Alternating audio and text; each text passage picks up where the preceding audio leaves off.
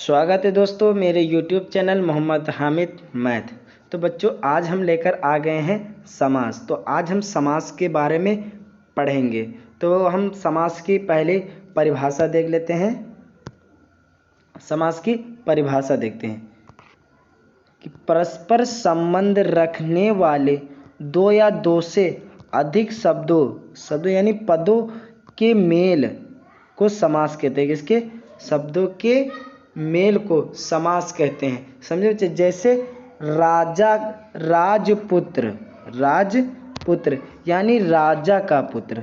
तो यथाशक्ति, शक्ति के अनुसार आदि। ऐसे ये हमारा एक क्या हुआ? परिभाषा हुआ। अब हम देख लेते हैं समास हमारे कितने प्रकार के होते हैं। अब हम समास के भेद देते। Kind of compound. तो ये किंड ऑफ कंपाउंड। तुम समास के भेद देख लेते हैं। समासों में कहीं पहला पद प्रधान होता है तो कहीं दूसरा पद, यानी समासों में कभी पहला पद प्रधान होता है, कभी दूसरा होता है, कभी कोई भी नहीं होता है प्रधान। ऐसे होता है। और कहीं दोनों पद प्रधान हो जाते हैं होता है, तो कहीं कोई भी पद प्रधान नहीं होता है। इस प्रकार समासों के भेद अनेक पदों के आधार पर किए गए हैं। इस आधार पर समास प्रमुख 6 भेद किए गए हैं। तो आज हम 6 भेद किए गए, तो आज हम 5 भेद पढ़ाएंगे। फिर हमारा लास्ट हो जाएगा तत्पुरुष समास। तत्पुरुष समास के लगभग 6 भेद, 6 भेद हैं तत्पुरुष समास के। तो आज हम 5 समास पढ़ लेंगे। फिर नेक्स्ट हमारा वीडियो होगा तत्पुरुष समास। तो हम देख लेते हैं 5 समास। तो पहला हम देखते हैं। पहला हमारा आता है द्वंद्व समास, फिर दूसरा आता है हमारा द्विगु समास, फिर तीसरा आता है अव्ययीभाव, चौथा आता है बहुब्रीहि समास, और पांचवा आता है कर्मधारय पुरुष, और छठा आता है तत्पुरुष समास। तो आज हम ये तत्पुरुष समास नहीं पढ़ेंगे, यानी इसको आज हम नहीं पढ़ेंगे, नेक्स्ट लेक्चर में पढ़ेंगे। तो आज हम ये इतने हम 5 पढ़ेंगे, यानी द्वंद्व, द्विगु, अव्ययीभाव, बहुब्रीहि और कर्मधारय समास। ये इतने 5 हम पढ़ेंगे। तो चलो दोस्तों ना देरी करते हुए पहला समास देखते हैं, द्वंद्व समास।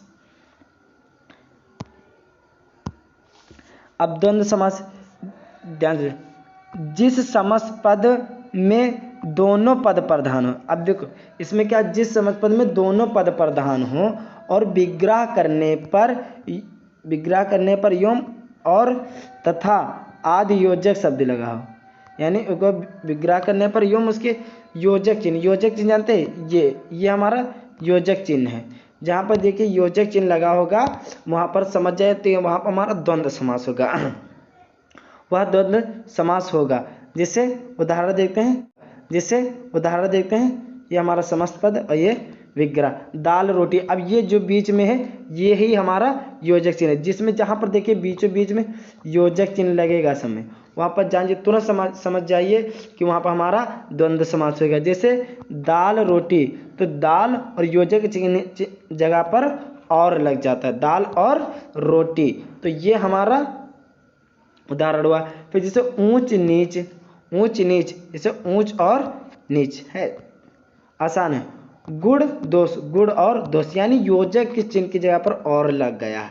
बस इतना ध्यान रखना और पहचानना कि द्वंद्व समास हम कैसे पहचाने। तो ये इतना ध्यान रखना कि जहाँ पर योजक चिन्ह लगा हो वहाँ पर हमारा द्वंद्व समास होगा। जैसे हार और जीत, ये तथा लगा या और लगा। तो ये हमारा उदाहरण द्वंद्व समास का कंप्लीट हुआ। फिर हम दूसरा समास देखते हैं, द्विगु समास। इसमें क्या, जिस समास पद का पहला पद संख्यावाचक, इसमें क्या संख्यावाचक हो और विशेषक हो और किसी समूह का बोध कराता हो, उसे द्विगु समास होता है। यानी इसमें ध्यान रखना कि संख्यावाचक हो, यानी संख्यावाचक। जैसे उदाहरण दे लेते हैं, त्रिलोक। अब त्रि यानी ये हमारा त्रि क्या आता है? संख्या में आता है। त्रि मीन्स 3 है, 3 मिस 3 और 3 मिस 3 9, 9 मिस 9, यानी ये हमारी संख्या टाइप के। भाई ये समझिए जिसमें संख्यावाचक हो वो वहीं पर हमारा क्या हो जाएगा, द्विगु समास हो जाएगा। ठीक, तो जैसे त्रिलोक, ये संख्यावाचक तना लग रहा है ना, त्रिलोक, 3 लोक का समूह, इसका अर्थ हो जाएगा 3 लोक का समूह। त्रिफला, त्रिफला यानी 3 फलों का समूह, इसमें क्या समूह सब में लगा जा रहा है। नवरत्न यानी 9 रत्नों का समूह, 9 रत्नों का समूह। जैसे चौमास है, सब संख्यावाचक है, चौमास 4 महीनों का समारोह। फिर चतुर्भुज, चतुर्भुज यानी 4 भुजाओं का समारोह। फिर आता है तिरंगा, 3 रंगों का समाहार। ठीक, फिर चौराहा, चौराहा 4 मार्गों का समाहार। तो ये हमारा बच्चों उदाहरण कंप्लीट हो गया किसका, द्विगु समास का। तो कितना पहचानना कितना आसान है। ठीक, और परिभाषा भी इसकी सरल है। फिर अगला हम समास देखते हैं, कर्मधारय समास। अब इसको हम ध्यान से देख लेते हैं। ये हमारा तीसरा समास हो गया है, सॉरी यहाँ पर 5 लिख दिया है। तीसरा समास, जिस समास से पहला पद, जिस समास से पहला पद विशेषण तथा दूसरा पद विशेष होता है अथवा उपमान संबंध होता है, उपमान संबंध होता है, उसे कर्मधारय समास कहते हैं। जिसमें पहला पद विशेषण हो तो दूसरा पद विशेष हो, ये इतना बात। जैसे उदाहरण उदाहरण देखते हैं, श्वेतांबर, श्वेतांबर, तो इसका अर्थ क्या हो जाएगा, अर्थ क्या हो जाएगा, श्वेत है जो वस्त्र। ये कितना सरल है ना। जैसे श्वेतांबर, श्वेत है जो वस्त्र। महादेव, महान है जो देव। फिर नील गगन, नीला है जो गगन। तो ये बच्चों हमारा कर्मधारय समास भी कंप्लीट हुआ। इसका उदाहरण भी हो गया, परिभाषा भी हो गया। फिर हम अगला देखते हैं बच्चों, अव्ययीभाव समास। फिर हमारा चौथा क्या था, अव्ययीभाव समास। इसको देख लेते हैं। जिस समस्त पद का पहला पद अव्ययी हो तथा वही प्रधान हो, क्या, वही प्रधान हो, यानी जो है वही प्रधान हो, और उसके योग से, योग माने जोड़ना, योग से सारा समस्त पद ही अव्ययी बन जाए, अव्ययी बन जाए, वह अव्ययीभाव समास कहलाता है। अव्ययीभाव समास मुख्य रूप से ये, अब पहचानने के लिए ये इतना ध्यान रखना, आ, अन, यथा, नि, भर, वै, वै, प्रति आदि अव्यय का प्रयोग होता है। ये इतना जो मैं अंडरलाइन कर रहा हूँ, ये इतना आ जाए, जैसे आ, अन, यथा, नि, भर, इनके आगे सब आगे यही लगाओ तो वहाँ पर तुरंत समझ जाइए कि यहाँ पर हमारा अव्ययीभाव समास है। इसका उदाहरण देख लेते हैं। देखिए, आ जन्म, इसमें आगे आ जुड़ा है, यहाँ पर तो बीता आ, देखो आ है, आ, तो आ जन्म यानी जन्म भर। आजीवन, जीवन भर। प्रति, यहाँ पर प्रति था, ये वाला प्रति, प्रति, तो यहाँ पर आगे प्रति जुड़ा है। ये इतने जो जितने शब्द लिखा दिए हैं, ये अंडरलाइन, ये आगे जुड़े हैं तो समझ जाइए वहाँ पर अव्ययीभाव समास होगा। तो प्रतिदिन यानी दिन दिन, यथा समय ठीक समय, निडर यानी बिना डर के, भरपूर पूरा भरा हुआ। तो ये हमारा कंप्लीट हुआ बच्चों।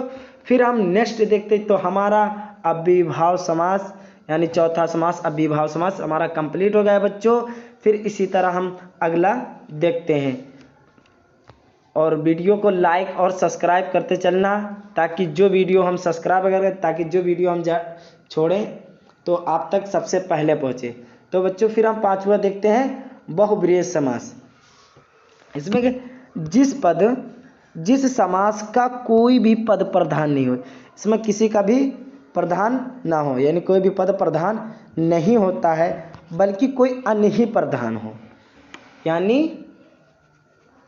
इसका कोई पद कोई दूसरा ही हक जमा हुए, कहने का मतलब कोई अन्य ही प्रधान होता है, उसे बहुब्रीहि समास कहते हैं। ठीक, इसका उदाहरण देख लेते हैं। नीलकंठ, नीलकंठ, नीलकंठ किसका था, शिवाजी का, तो ये आ गया नीलकंठ। नीला है कंठ जिसका, नीला है कंठ जिसका, अर्थात किसका था नीला कंठ? शिवाजी का, यानी अर्थात शिवाजी। फिर देखते हैं दशानन, दशानन, 10 हैं मुख जिसके, अर्थात 10 मुख किसके थे? जिसके, अर्थात 10 मुख किसके थे? रावण के थे, तो अर्थात रावण लिख देंगे। फिर हम देखते हैं बच्चों चक्रधारण, चक्र धारण करने वाले, अर्थात कृष्ण जी, कृष्ण जी। तो बच्चों ये हमारा कंप्लीट हुआ यहाँ पर बहुब्रीहि समास। फिर अगले नेक्स्ट वीडियो में हम देखेंगे बच्चों तत्पुरुष समास। तो ये हमारा समास आज कंप्लीट हुआ। तो चलने बच्चों।